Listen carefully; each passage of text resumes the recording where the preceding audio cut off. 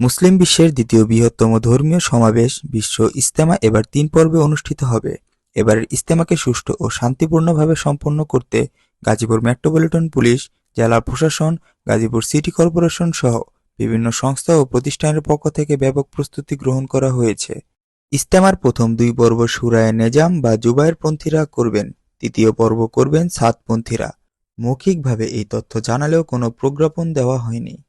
সর্বশেষ তথ্য অনুযায়ী সূরায়ে নেজাম বা জুবায়েরপন্থীরা ইজতেমার প্রথম ও দ্বিতীয় পর্ব ৩১ জানুয়ারি থেকে ২ ফেব্রুয়ারি ও ৩ ফেব্রুয়ারি থেকে ৫ ফেব্রুয়ারি পালন করবেন।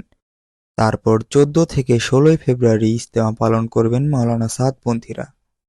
সকাল থেকে তাবলিগ জামাতের দেশি বিদেশি মেহমান ও সাধারণ ধর্মপ্রাণ মুসল্লিরা জামাতভুক্ত হয়ে ইজতেমা মাঠে আসতে শুরু করেছেন। ময়দানের উত্তর-পশ্চিম প্রান্তে বিদেশি মেহমানদের জন্য টিনের ছাউনিযুক্ত পৃথক কামরা তৈরি করা হয়েছে। বিদেশি মেহমানদের নিবাসটি বিশেষ নিরাপত্তা ও নজরদারির মধ্যে রাখা হচ্ছে। এবারের ইজতেমায় অংশগ্রহণ করতে পেরে তারাও অনেক খুশি। আলহামদুলিল্লাহ रब्बे वफ़क़ना अतैना इला इज्तिमा आलमी। अल्हम्दुलिल्लाह माशाल्लाह अल्लाह इनको बरकत दे। बहुत सालों से तमन्ना थी कि हम टोंगी जाएगा जी।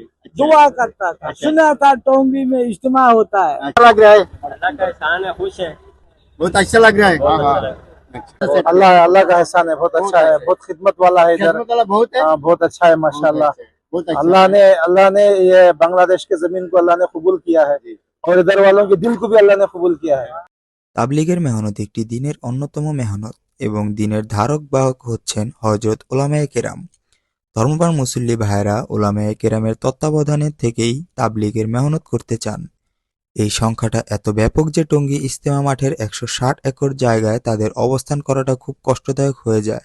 মিডিয়া সমন্বয়ক হাবিবুল্লাহ রায়হান সাংবাদিকদের বলেন, আপনারা জেনে থাকবেন আমাদের সাথীরা স্থায়ী টয়লেটের ছাদগুলোর ওপরে, আশেপাশে ছোট ছোট মাঠগুলোর ভেতরে এবং রাস্তায় ধুলাবালির ভেতর কষ্ট করে অবস্থান করেছেন। এবার ২ পর্বে ইজতেমা হওয়ার কারণে তাদের কষ্ট কিছুটা হলেও লাঘব হবে। আমাদের পূর্বে যে নিরাপত্তার সাথে বা বরকতের পরিবেশে আল্লাহ তাআলা যেভাবে ইজতেমা আগে অনুষ্ঠিত হতো, এখন আলহামদুলিল্লাহ আমি এটাই দেখতে পাচ্ছি আর কি।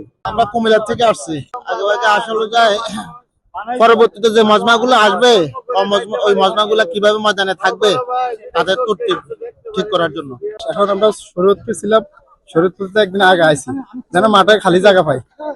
Gazipur metropolitan police commissioner doctor Nazmul Karim Khan জানিয়েছেন, ইজতেমাকে সামনে রেখে হয়েছে বিশেষ নিরাপত্তা ব্যবস্থা। ইজতেমার সার্বিক নিরাপত্তায় পর্যাপ্ত পুলিশ মোতায়েন থাকবে। সিসিটিভি ক্যামেরা, ওয়াচ টাওয়ার ও রুফটপ থেকে পুরো ইজতেমা ময়দানের নিরাপত্তা পর্যবেক্ষণ করা হবে।